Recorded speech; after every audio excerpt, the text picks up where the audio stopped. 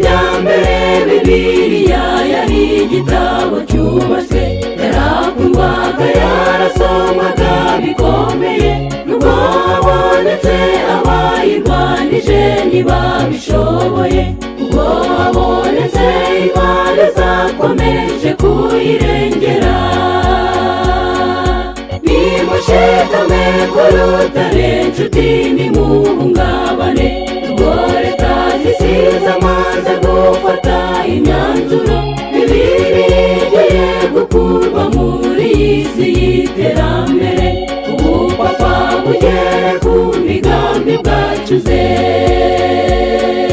Nimushikame ku rutare nshuti nimuhungabane, ubwo leta zisize amaze gufata imyanzuro, Bibiliya igiye gukurwa muri iyi si y'iterambere, ubupapa bugere ku migambi bwacuze.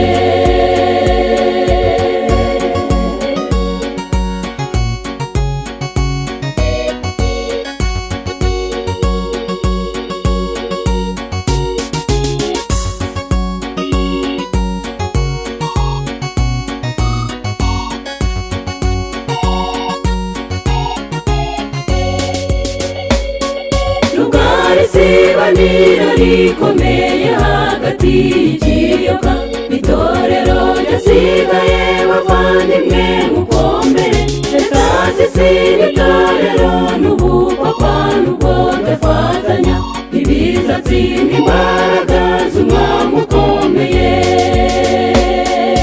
Nimushikame ku rutare nshuti nimuhungabane, ubwo leta zisize amaze gufata imyanzuro, Bibiliya igiye gukurwa muri iyi si y'iterambere, ubupapa bugere ku migambi bwacuze.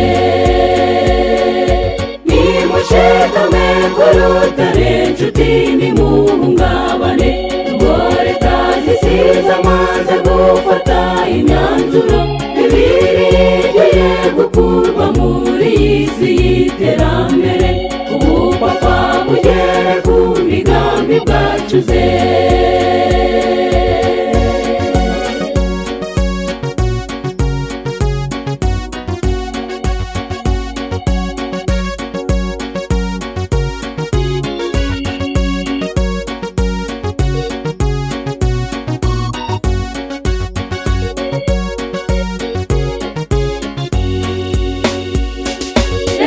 Dutekereze ku bihe nshuti biturindiriye, agatsiko gato k'abaruhuka isabato, tunibaze n'ingano y'iby'umwuka twese duhagazemo, ese hazaboneka intwari nk'izo mu bihe bya mbere?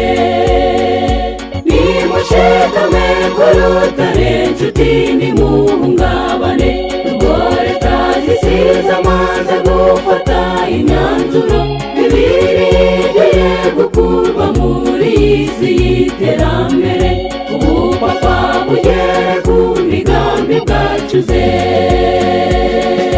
Nimushikame ku rutare nshuti nimuhungabane, ubwo leta zisize amaze gufata imyanzuro, Bibiliya igiye gukurwa muri iyi si y'iterambere, ubupapa bugere ku migambi bwacuze. Bibiliya igiye gukurwa muri iyi si y'iterambere, abahamya b'iby'ukuri mwese